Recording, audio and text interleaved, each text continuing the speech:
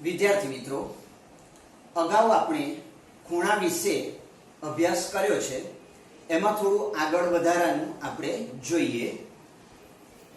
કાટખૂણો કે જે અગાઉ શીખી ગયા છે. તો પહેલા કાટખૂણો કોને કહેવાય? તો જે ખૂણાનું માપ 90 અંશ હોય તેવા ખૂણાને કાટખૂણો કહે છે. એટલે જે ખૂણાનું માપ 90 અંશ હોય તે ખૂણાને આપણે કાટખૂણો કહીશું. ચલો, બીજો ખૂણો છે સરળ કોણ. તો જે ખૂણાનું માપ 180 અંશ હોય તેવા ખૂણાને સરળ કોણ કહે છે.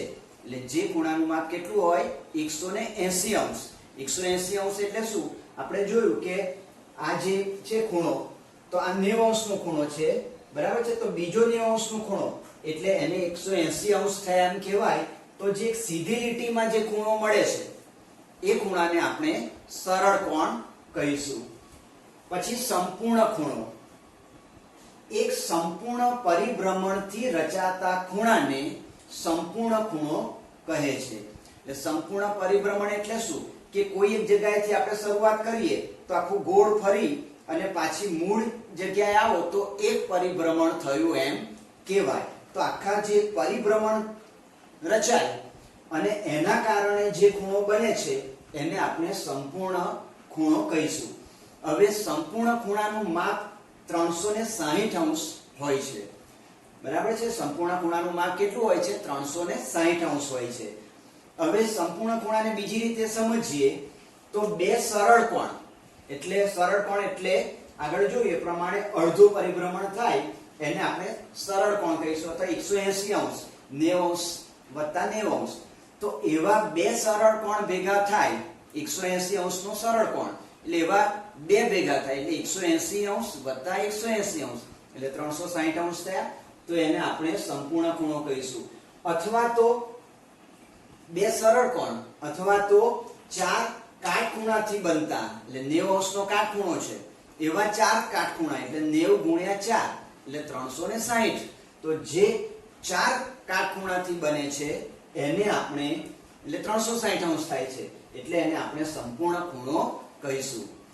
પછી છે લઘુકોણ. આપણે શીખી ગયા છે. તો 90 અંશ કરતા નાના માપના ખૂણાને લઘુકોણ કહે છે. એટલે 0 અંશથી 90 અંશ જે છે, બરાબર છે, એની વચ્ચે જે માપ આવે છે એ માપના ખૂણાને આપણે લઘુકોણ કહીશું. એટલે કે 90 અંશ કરતા નાના માપના ખૂણાને લઘુકોણ કહેવાય. પછી ગુરુકોણ. આ પણ અગાઉ આપણે શીખી ગયા છે. તો 90 અંશથી મોટા અને 180 અંશ કરતા નાના ખૂણાને ગુરુકોણ કહે છે. એટલે 90 અંશથી 180 અંશ વચ્ચેનો જે ખૂણો રચાય છે એ ખૂણાને આપણે ગુરુકોણ કહીએ. એટલે કાટખૂણા કરતા મોટા અને સરળ કોણ કરતા નાના ખૂણાને ગુરુકોણ કહે છે.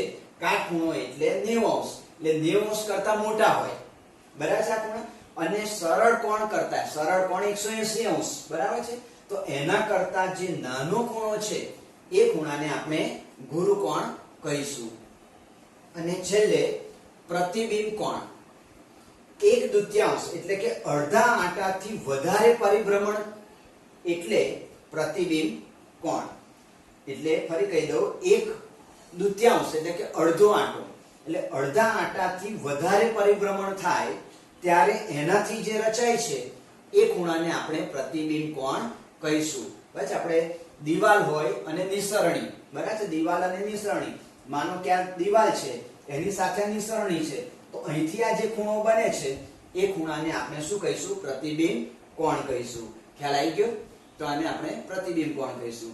તો આપણે કાટખૂણો, સરળ કોણ, સંપૂર્ણ ખૂણો, લઘુકોણ, ગુરુકોણ અને પ્રતિબિંબ કોણ વિશે માહિતી મેળવી. આપણે આ યાદ રાખવું વિશે સમજીએ. તો આ તમારે યાદ રાખવાનું છે કે એક પરિભ્રમણ બરાબર 360 અંશ. એટલે એક પરિભ્રમણ એટલે એને 360 અંશ કહેવાય. 1/2 પરિભ્રમણ બરાબર 180 અંશ.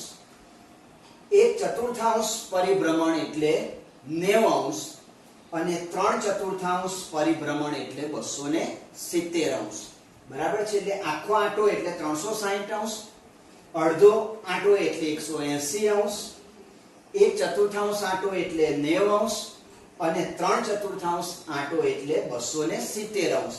એને આપણે આમાં સમજીએ તો એક આ વર્તુળ દોરેલું છે, એના આપણે 4 ભાગ કરીએ. તો પહેલા જોઈએ એક પરિભ્રમણ, એટલે અહીંયાથી શરૂઆત કરીએ કે આમ ફરીને પાછા મૂળ આપણે આ જગ્યાએ આવીએ એટલે એક પરિભ્રમણ થયું કહેવાય. એટલે એક પરિભ્રમણ એટલે આપણે એક આ ખૂણો આવ્યો, આ બીજો ખૂણો આવ્યો, ત્રીજો ખૂણો આવ્યો અને ચોથો ખૂણો. આ બધા ખૂણા કેટલા અંશના છે? 90 અંશના ખૂણા છે. બરાબર છે? એટલે 90 અંશના ખૂણા થયા, 4 ખૂણા, એટલે 90 વત્તા 90 વત્તા 90 વત્તા 90 અંશ, એટલે આપણે કુલ 360 અંશ થયા. એટલે અહીંયા ઘડીથી શરૂ કરી અને આપણે આખું આ એક પરિભ્રમણ પૂર્ણ કરીએ છીએ. એટલે અહીંયા ઘડીએ આવીએ એટલે 360 અંશ થયા કહેવાય. આ કેટલા અંશ થયા? 360 અંશ. બરાબર છે? ચલો 1/2 પરિભ્રમણ. 1/2 એટલે અડધું. એટલે અહીંથી શરૂ કરીએ તો ફરીને આટલે આવીએ એટલે અડધું પરિભ્રમણ થયું કહેવાય. એટલે અહીંથી શરૂ કરીએ, ફરતા ફરતા આપણે અહીં આવીને અટકીએ તો આટલું જે પરિભ્રમણ થયું એ અડધું પરિભ્રમણ થયું. એટલે એનો માપ કેટલું આવ્યું? 180 અંશ, એટલે કે સરળ કોણ બન્યો. બરાબર છે? ચલો પછી 1/4 પરિભ્રમણ. 1/4 પરિભ્રમણ એટલે શું? કે આપણે અહીંથી શરૂઆત કરીએ અને ચોથા ભાગનું 1 2 3 ને 4 આ ચોથા ભાગનું પરિભ્રમણ, એટલે આટલું સુધીનું પરિભ્રમણ. બરાબર છે? 1/4 પરિભ્રમણ એટલે આટલેથી આટલા સુધીનું પરિભ્રમણ થયું કહેવાય. તો આ ખૂણો કેટલાનો થાય છે? 90 અંશ. એટલે આ પરિભ્રમણ 90 અંશનું પરિભ્રમણ કહેવાશે. 1/4 પરિભ્રમણ એટલે 90 અંશ. બરાબર? અને છેલ્લે 3/4 પરિભ્રમણ, એટલે 3/4 એટલે 4 નાથી 3 ભાગ, 1 2 અને 3. એટલે અહીંથી તમે પરિભ્રમણ શરૂઆત કરો તો અહીં ફરતા ફરતા અહીં આવી અને આટલે સુધી તમે આવો એટલે અહીંથી શરૂ કરી અને આટલે સુધી આયા એટલે 3/4 પરિભ્રમણ કહેવાય. એમાં આ 90 અંશ, આ 90 અંશ અને આ 90 અંશ. 90 વત્તા 90 180 વત્તા 90 એટલે 270. તો આ જે થયું એ 3/4 પરિભ્રમણ થયું અને એ કેટલા અંશનું કહેવાશે? 270 અંશનું. બરાબર છે? ફરી કહી દઉં, 1/4 એટલે આટલેથી આટલું આવે એટલે 1/4 પરિભ્રમણ એટલે કે 90 અંશ. 1/2 પરિભ્રમણ એટલે અડધું પરિભ્રમણ, એટલે અહીંથી શરૂઆત કરો અને અહીં આવીને અટકો એટલે અડધું પરિભ્રમણ કહેવાય. એટલે 90 વત્તા 90 એટલે 180 અંશ કહેવાય 1/2 પરિભ્રમણ એટલે.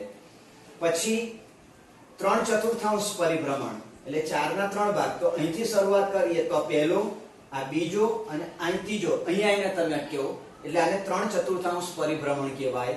તો આ 90 અંશ વત્તા 90 અંશ વત્તા 90 અંશ એટલે 90 વત્તા 90 વત્તા 90 એટલે 180 અને 90 270 અંશ. તો 3/4 પરિભ્રમણ બરાબર 270 અંશ.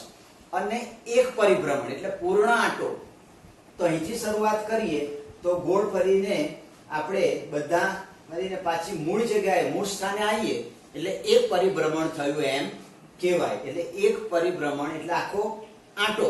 બરાબર છે? એટલે એમાં આ 90 અંશ વત્તા 90 અંશ આવી ગયા, આ 90 અંશ આવી ગયા અને આ 90 અંશ આવી ગયા.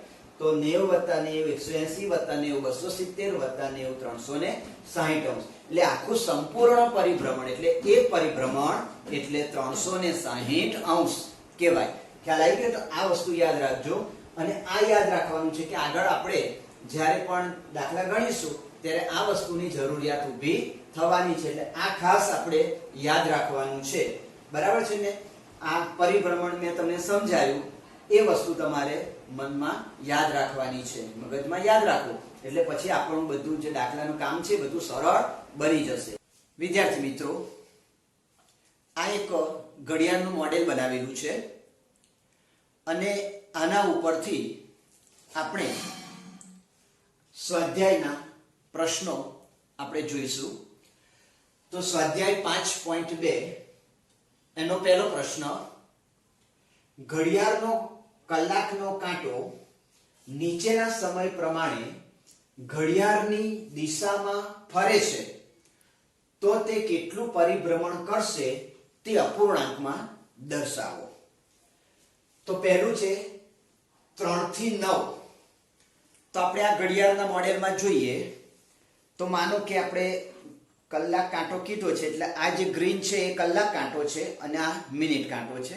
પણ આપણે આમ સમજીએ તો આ 3 ઉપર છે કાંટો, તો 3 ઉપરથી ફરી અને 9 પર જશે. તો આપણે 3 પરથી 9 પર જાય એ પ્રમાણે જોઈએ તો 3 ઉપરથી આ કલાક કાંટો ઘડિયાળની દિશામાં ફરતો ફરતો 9 પર આવ્યો.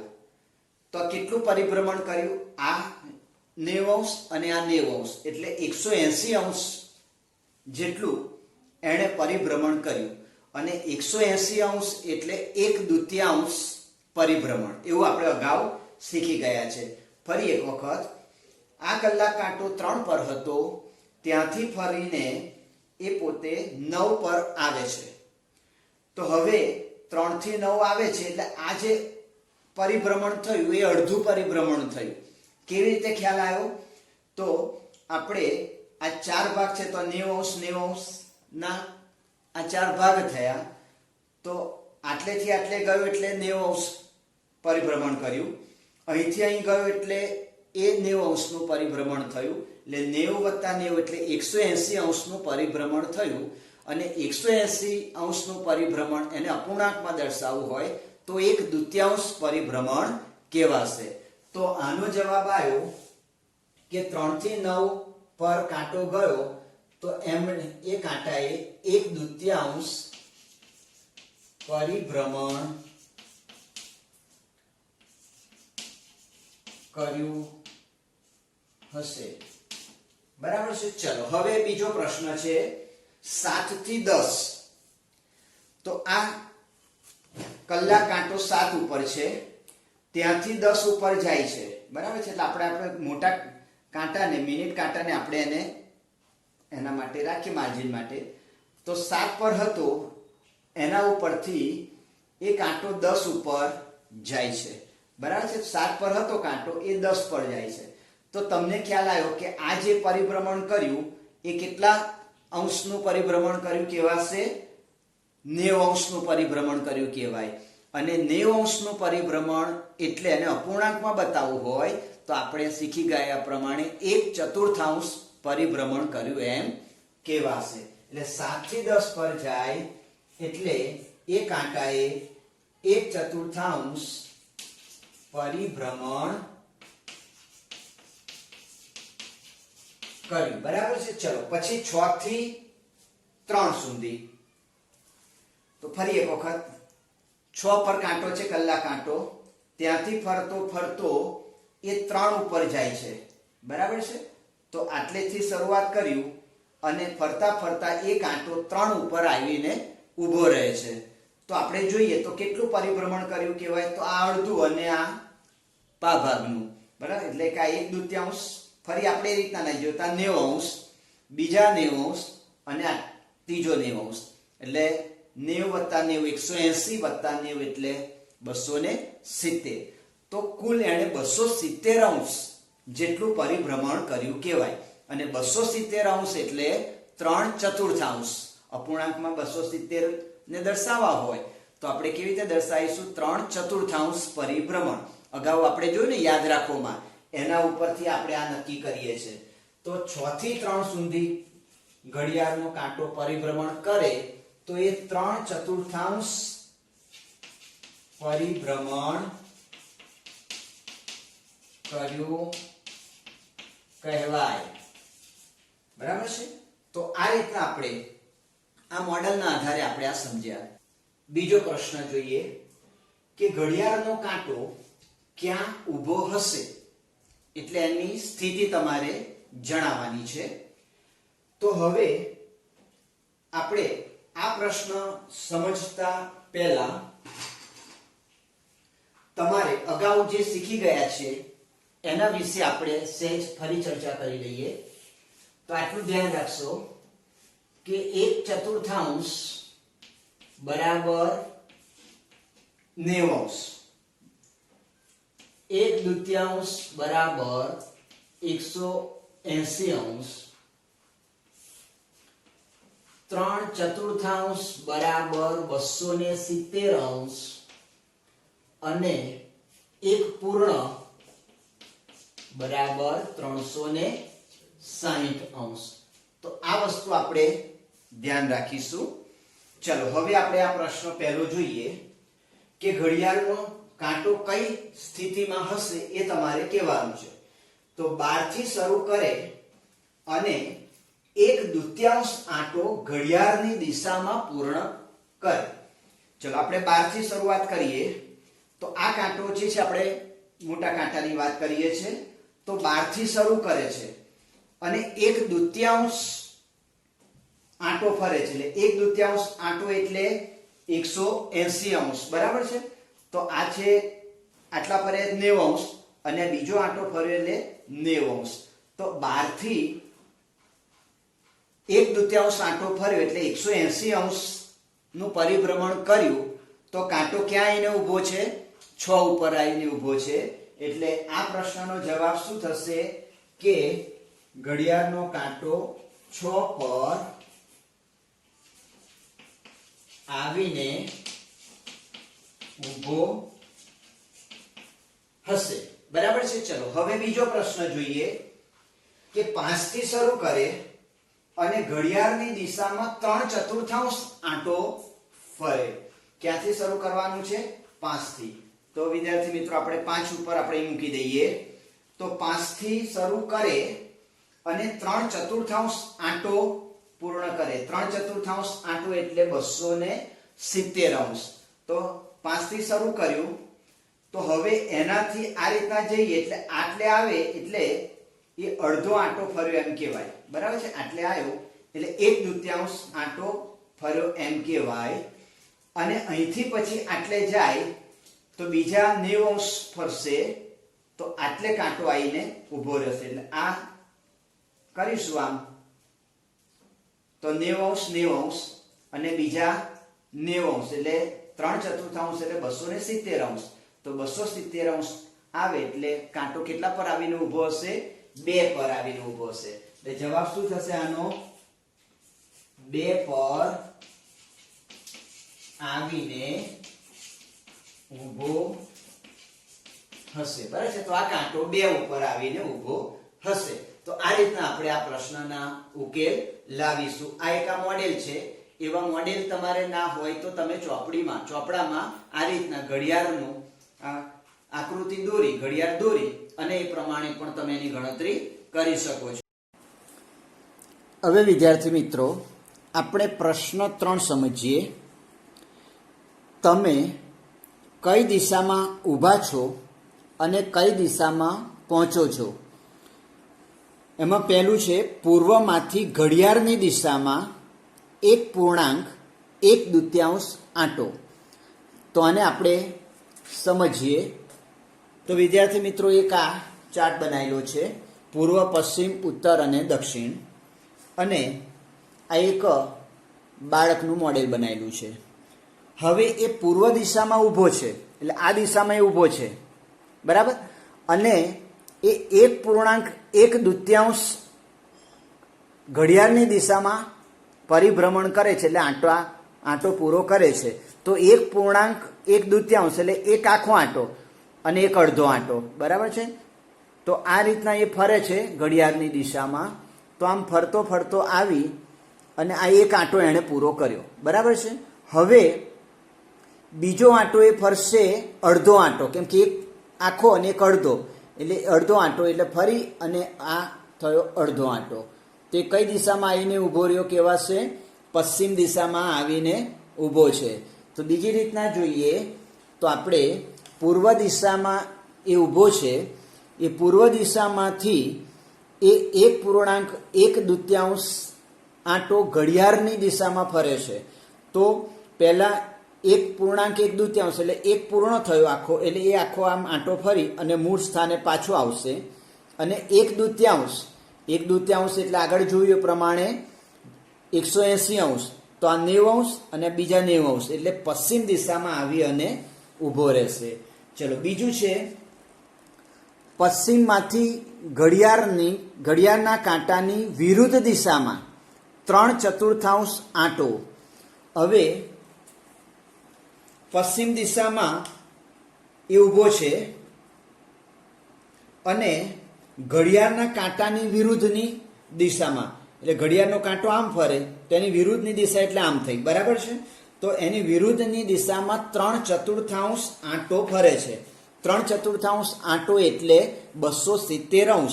તો પશ્ચિમમાંથી 3/4 આંટો ફરે તો એ અહીંયા આગળથી પહેલામાં પહેલું ઘડિયાળની વિરુદ્ધ દિશામાં કીધું છે, તો એ આ પશ્ચિમમાંથી પહેલામાં પહેલું તો આ 90°, 180° અને આ થયા 270°, બરાબર છે. 3/4 એટલે 270°. એટલે કઈ દિશામાં આવીને ઊભો રહેશે? તો ઉત્તર દિશામાં આવી અને ઊભો રહેશે. એટલે ઉત્તર દિશામાં એ પહોંચે છે એમ કહી શકાય. ફરીથી કહી દઉં કે પશ્ચિમ દિશામાં એ ઊભો છે અને ઘડિયાળની વિરુદ્ધની દિશામાં 3/4 આંટો ફરે છે. એટલે 3/4 એટલે 270°. તો આ 90° થયા, આ બીજા 90° થયા એટલે 180° થયા અને બીજા 90° એટલે 270°. તો એ ઉત્તર દિશામાં આવી અને ઊભો રહેશે એમ કહેવાશે. ખ્યાલ આવ્યો? ચલો હવે ત્રીજો પ્રશ્ન છે, આગળ નવો પ્રશ્ન છે. તમે ઊભા છો તે દિશામાંથી ફરો ત્યારે કેટલો આંટો ફરો છો તે કહો. હવે તમે જે ઊભા છો એમાંથી કઈ દિશામાં ફરો છો તે તમારે કહેવાનું છે. તો એ દિશામાં કેટલો આંટો ફરો છો એ કહેવાનું છે તમારે. તો પહેલું છે, તમે પશ્ચિમમાંથી ઘડિયાળની દિશામાં પૂર્વમાં, તો પશ્ચિમ છે, બરાબર છે. પશ્ચિમ દિશામાં તમે છો, એ ઘડિયાળની દિશામાં પૂર્વમાં તમારે ફરવાનું છે. તો પૂર્વ દિશા ક્યાં છે? પૂર્વ દિશા છે, બરાબર છે. તો ઘડિયાળની દિશામાં તમારે ફરવાનું છે. તો આ ફરતા ફરતા આમ આવી અને પૂર્વ દિશામાં આવશે. એટલે એ ફરે, એનું કેટલું પરિભ્રમણ થયું? આથી આટલે સુધીનું એનું પરિભ્રમણ થયું. તો આ 90° અને આ 90° એટલે 180° ફર્યો. એટલે 180° એટલે કેટલો અપૂર્ણાંક કહેવાય? 1/2. તો અડધો કહેવાય ને, આ ચારે થઈને આખો કહેવાય. તો અહીંથી ફર્યો એટલે 1/2 આંટો એ પોતે ફરે છે એમ કહી શકાય. ખ્યાલ આવી ગયો? તો આ રીતના બીજા પ્રશ્નો આપણે સમજવાના છે.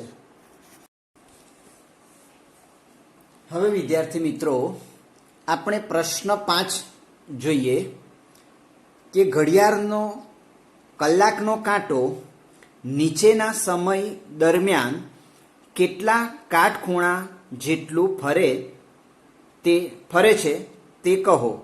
ચલો પહેલો છે 3 થી 6. તો આપણે એમાં સમજીએ. તો આ કલાક કાંટો છે, આપણે એના માર્જિન તરીકે રાખીએ છીએ. આ કલાક કાંટો 3 છે, 3 થી 6 સુધી ફરે છે. તો આ 3 છે, ત્યાંથી એ 6 સુધી ફરે છે, બરાબર છે. તો એ 3 થી 6 સુધી એ કાંટો ફરે છે. તો એ કેટલા કાટખૂણા ફરે છે એ તમારે કહેવાનું છે. તો આપણે જોયું કે આ એના 2 ભાગ પાડીએ તો 1, 2, 3 અને 4, આ 4 કાટખૂણા છે. તો આટલેથી એ 6 પર આવે છે. એટલે કેટલા કાટખૂણા ફર્યા કહેવાય? 1 કાટખૂણો ફરે છે એમ કહેવાશે, બરાબર. ચલો પછી બીજો પ્રશ્ન છે કે 2 થી 8 સુધીમાં એ કેટલા કાટખૂણા ફરે, કેટલો કાટખૂણો ફરે છે?